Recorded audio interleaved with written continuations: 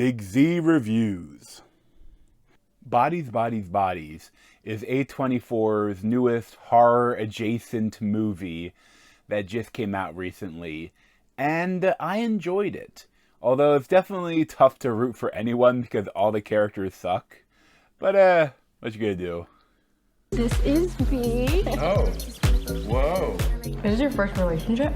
Oh, no. You just kind of give that vibe. Oh, you know that has weed in it, right?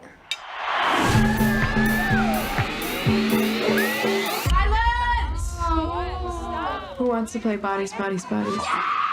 So this was directed by Helena Rajan, and it's really a modern version of a Whodunnit.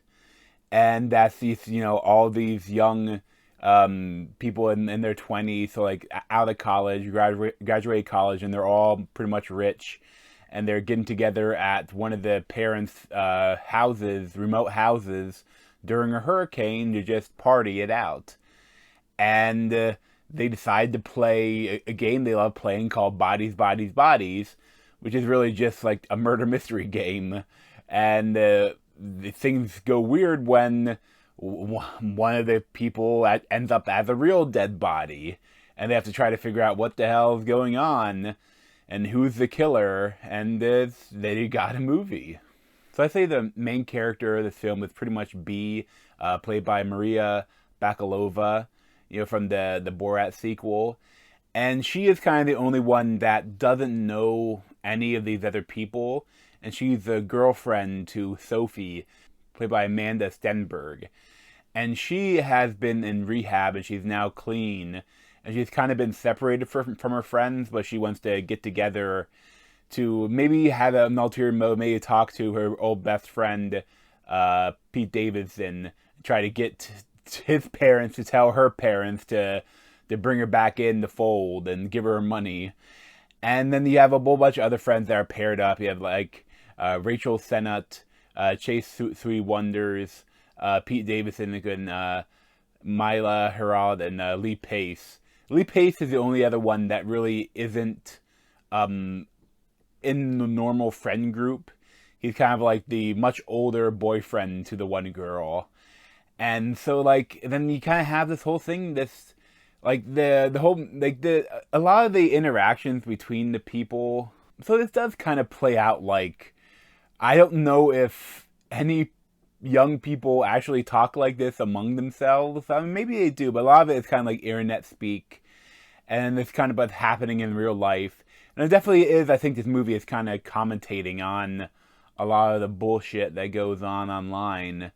And but it's just what happens when it's actually you're in a room with people and someone's dead, and you're trying to say you're gaslighting me. No, you're gaslighting me. Like, you're so toxic. Like, it's all that sort of things that, like, and blaming each other, saying that who is the killer.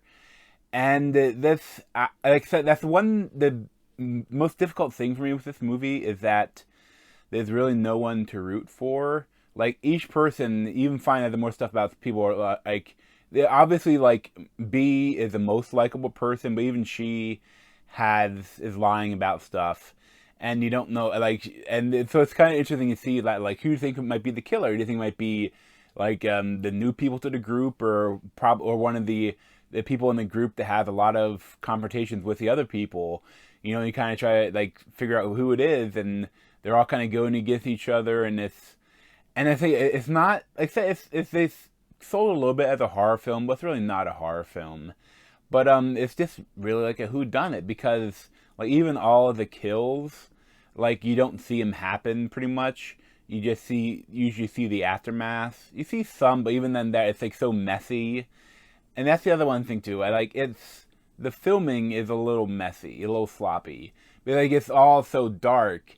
And then, like, some of the time, especially towards the end, they have these scenes where they have, like, there's, like, this after image on the image, like from like, supposed to be, like, from the flashlights or whatever they're using to light it.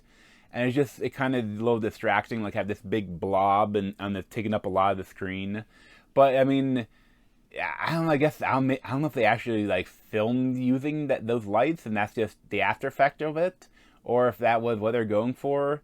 But it definitely is some of the action, and it's very messy. It's tough to follow what exactly is going on. But I think almost that might be the point, because it's all just shenanigans. A lot of like stupid people like fighting over who, trying to decide to figure out who did it. And like I was kept waiting for like a big twist at the end, and there is a twist, but like it's an interesting twist. And it happens like really late. But I liked it. It's an interesting way to do it. It's definitely a new way to do a whodunit.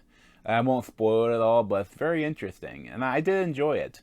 I would recommend it. Probably give it like an 8 out of 10, 8.25 out of 10. But thanks for watching. If you want to see more, you can subscribe to me down below. Thanks.